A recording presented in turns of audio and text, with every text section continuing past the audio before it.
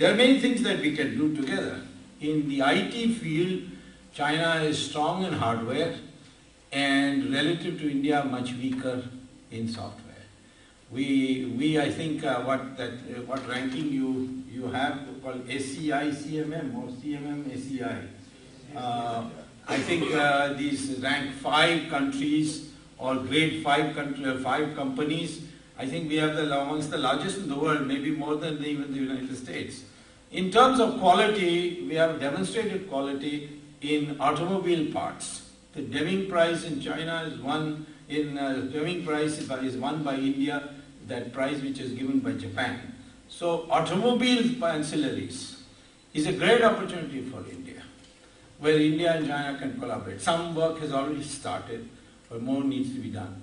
In software, NIIT, run by my former student in IIT, Dr. Rajendra Pawar, he has done a miracle there. It's worth going and seeing the way he has opened schools, and there is a demand for it. This is one area where China would, if the relations are good, use Indian talent. India has an abundance of talent, and we could export teachers, educators, set up schools and so on in China. That's a great opportunity that exists. By the way, I must tell you that 20 years ago, the world was praising China for its one child per family policy. And they were making fun of India. Well, Mrs. Gandhi and her son Sanjay Gandhi thought that they would replicate it here, but unfortunately it backfired and they lost the election. And the net result is that that kind of policy was never properly not implemented. So India has had a birth rate declining, but is very slow and gradual. Its death rate is declining faster. So there is a definite growth rate in population is definitely high relative to China.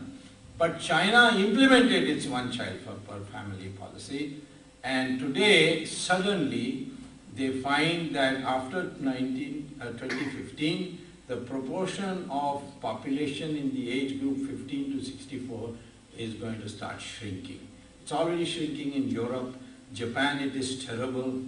And the United States has managed to keep that proportion going because they have been quite liberal in imports, particularly from Mexico and Philippines.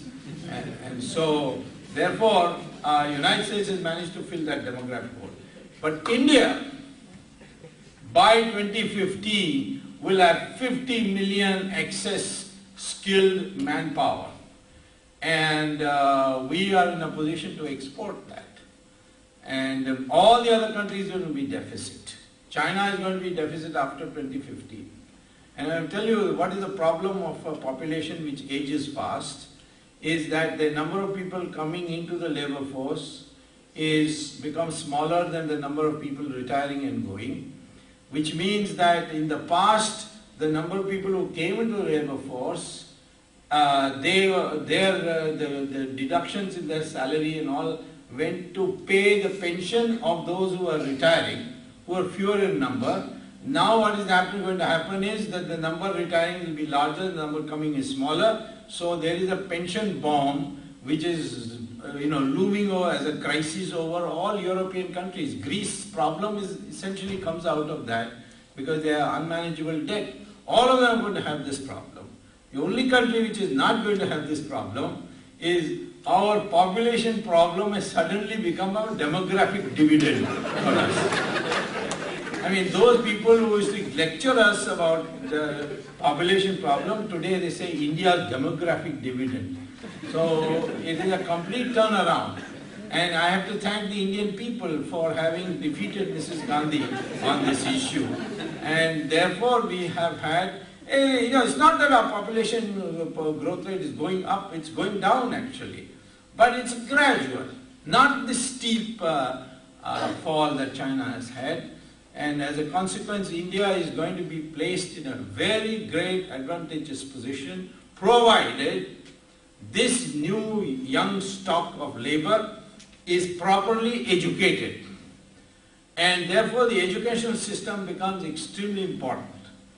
I support the Government of India's new policy to allow foreign universities to come to India. A lot of people are protesting, particularly the left wing is protesting, thinking that if Harvard and Stanford and Columbia and all these universities come and open campuses in India, as the proposal now is, then that is good for us. And I think we should take advantage of it. And if the NRIs were to also do both, stay here as well as come and spend some time in setting up these institutions and helping them, then India would be in a tremendously strong position to be able to help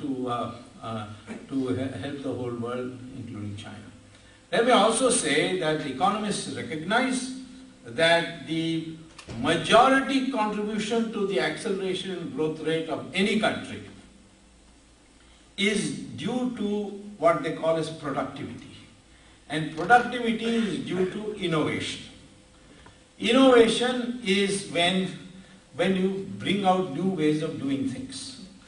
And in this, Americans are past masters.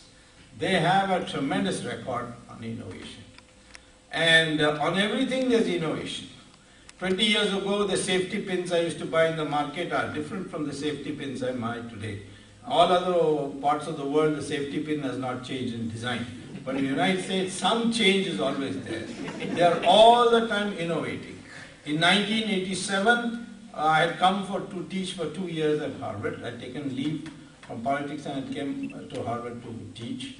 And at that time, the talk was that America is going to be bought by Japan. In fact, Japan bought Rockefeller Center and there was a complete depression in this country at that time. But very soon afterwards, the Americans invented the internet. And the internet changed the way production is organized and brought this whole globalization process and cut the transaction costs. And the United States suddenly grew very fast in the 1990s and the early 21st century. And so one innovation changed everything.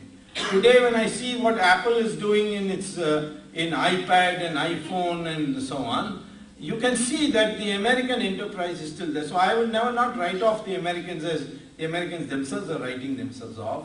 The Americans have the capacity to innovate, so they will be in the forefront.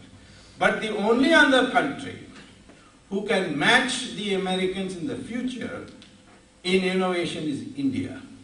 So therefore, if we can get our educational system in order, the infrastructure system first, then the educational system in order, then we will create a vast army of innovators. And these innovators will change the way we do production. And there are many, many areas where we need to do our research. Already, of course, the world recognizes it. Many of the research centers in China have now come to India. GE has brought the whole thing to India. The GE Capital has moved the whole thing to India. Cisco and Texas Instruments and all them, they all moved to Bangalore. And so the world recognizes that India has that, but China has a disadvantage there. Because although they are putting in a lot of money into research, they are putting a lot of money into the universities, they don't have democracy. Democracy is essential for innovation. And therefore they may have more investment, they may pump in more capital, they may have more labor, but ultimately their growth, future growth depends on innovation, and there we have a tremendous strength. We can therefore also collaborate with China on that. And we, consequently, the areas exist in vast numbers. Certainly I would say we will have to sooner or later export with China, compete with China on exports.